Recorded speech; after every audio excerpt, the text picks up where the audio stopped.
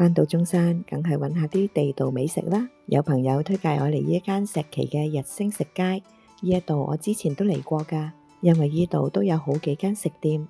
今次我嚟呢一間德勝喜宴，聽個名就覺得應該係擺喜宴嘅地方。入到去果然見到2樓擺緊婚宴，所以今日嘅堂食就喺大堂。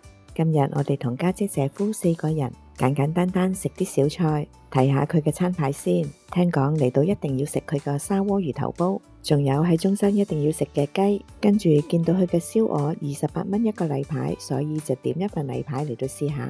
我哋本來已經點好餸，不過突然間見到餐牌上邊有缽仔禾蟲，問下店員，佢話佢哋係用神灣禾蟲，細細地一份，所以我哋就叫一份嚟到試下。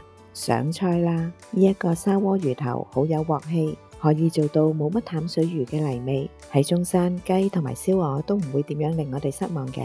到個禾蟲啦，成缽香噴噴，喺下面仲有個炭爐嚟到烘住。你睇下，新鮮熱辣，好乾身喎。雖然唔係好貴，78蚊一份，但係裏面都有幾多禾蟲，食落唔多覺有好多粉絲，但反而見到佢用咗好多瑤柱，味道調得啱啱好，食落好乾身，但係個底又唔會好燶喎。你睇，全部食晒㗎。最後店員仲送咗一份甜品俾我哋添。呢一餐埋單240幾蚊，性價比都幾高㗎。